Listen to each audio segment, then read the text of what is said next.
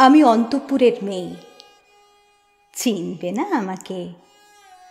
তোমার শেষ গল্পের বইটি পড়েছি শরৎবাবু, বাসি ফুলের মালা। তোমার নায়িকা এলোকেশীর মরণদশা ধরেছিল ৩৫ বছর বয়সে। ২৫ বছর বয়সের সঙ্গে ছিল তার রেশারেশি। দেখলেম তুমি মহদাশয় বটে, জিতিয়ে দিলে তাকে। নিজের কথা বলি, বয়স আমার অল্প, একজনের মন ছুঁয়েছিল আমার এই কাঁচা বয়সের মায়া, তাই যেন পুলক লাগতো আমার দেহে।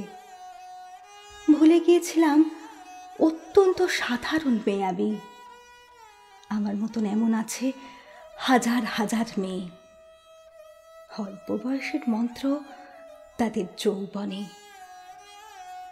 তোমাকে দোহাই দিই, একটা সাধারণ মেয়ের গল্প লেখো তুমি। বড় দুঃখ তারও স্বভাবের গভীরে অসাধারণ যদি কিছু তলিয়ে থাকে কোথাও। কেমন করে প্রমাণ করবে সে? এমন কজন মিলে যারা তা ধরতে পারে? কাঁচা বয়সের জাদু লাগে ওদের চোখে, মন যায় না সত্যের খোঁজে। আমরা বিকিয়ে যাই মরীচিকার দামে। কথাটা কেন উঠল তা বলি। মনে করো তার নাম নরেশ। সে বলেছিল কেউ তার চোখে পড়েনি আমার মতো। এত বড় কথাটা বিশ্বাস করব সাহস হয় না। না করব এমন জোর কই। একদিন সে গেল বিলেতে। চিঠিপত্র পাই কখনো বা। মনে মনে ভাবি, রাম রাম, এত মেয়েও আছে সে দেশে, এত তাদের ঠেলাঠেলি ভিড়, আর তারা সবাই কি অসামান্য, এত বুদ্ধি, এত উজ্জ্বলতা। আর তারা সবাই কি আবিষ্কার করেছে এক নরেশ সেনকে। স্বদেশে যার পরিচয় চাপা ছিল 10-এর মধ্যে। গ্যালোমেলের চিঠিতে লিখেছে লিজির সঙ্গে সমুদ্রে গিয়েছিল নাইতে। বাঙালি কবির কবিতা কলাইন দিয়েছে তুলে। সেই যেখানে উর্বশী উঠছে সমুদ্র থেকে, তারপর বালির পরে বসল পাশাপাশি। সামনে দুলছে নীল সমুদ্রের ঢেউ, আকাশে ছড়ানো নির্মল সূর্যালোক। লিজি তাকে খুব আস্তে আস্তে বললে, এই সেদিন তুমি এসেছ, 2 দিন পরে যাবে চলে। ঝিনুকের 2টি খোলা, মাঝখানটুকু ভরা থাক একটি নিরেট অশ্রুবিন্দু দিয়ে। কথা বলবার কি অসামান্য ভঙ্গি। সেই সঙ্গে নরেশ লিখেছে, কথাগুলি যদি বানানো হয় দোষ কি, কিন্তু চমৎকার। বুঝতেই পারছো, একটা তুলনার সংকেত ওর চিঠিতে অদৃশ্য কাঁটার মতো আমার বুকের কাছে বিধিয়ে দিয়ে জানায়, আমি অত্যন্ত সাধারণ মেয়ে। মূল্যবানকে পূর্ণ মূল্য চুকিয়ে দিই এমন ধন নেই আমার হাতে। ওগো, না হয় তাই হলো, না হয় ঋণেই রইলেম চিরজীবন।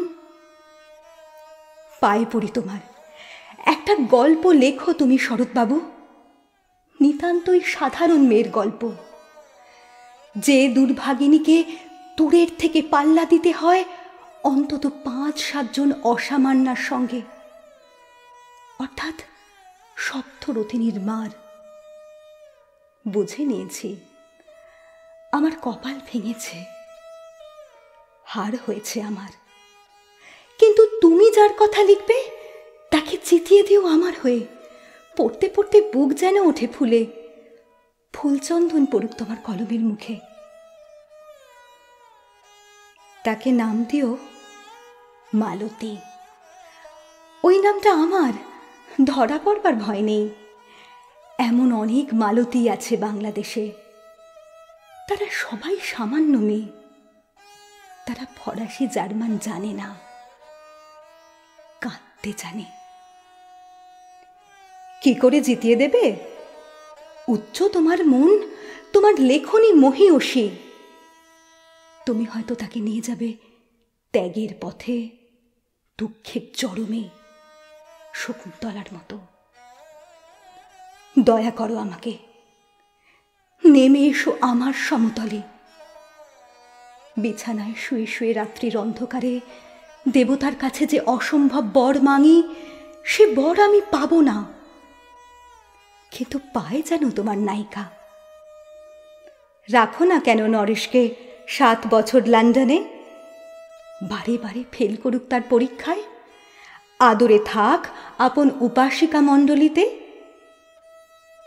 ইতিমধ্যে মালতী পাশ করুক MA, কলকাতা বিশ্ববিদ্যালয় গণিতে হোক প্রথম তোমার কলমের এক আঁচড়ে, কিন্তু সেইখানেই যদি থামো, তোমার সাহিত্য সম্রাট নামে পড়বে কলঙ্ক।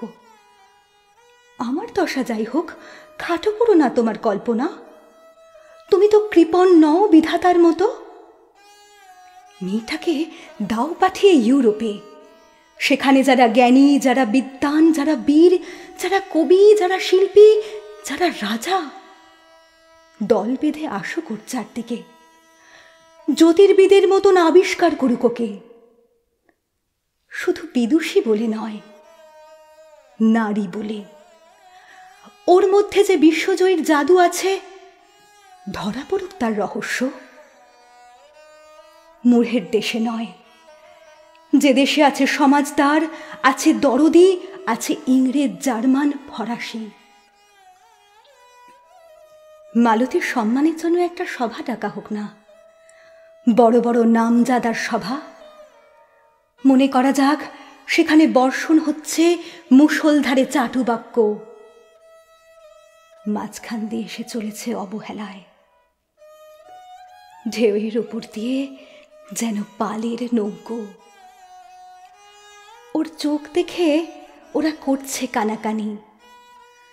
সবাই বলছে ভারতবর্ষের সজল মেঘ আর উজ্জ্বল রৌদ্র মিলেছে ওর মোহিনী দৃষ্টিতে।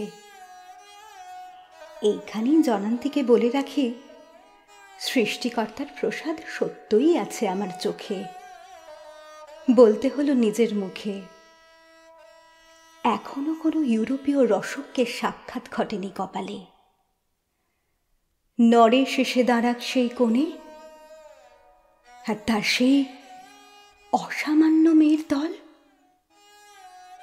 আর তারপরে আমার নোটে শাকটি মুড়ল, স্বপ্ন আমার ফুরল। হায় রে সামান্য মেয়ে,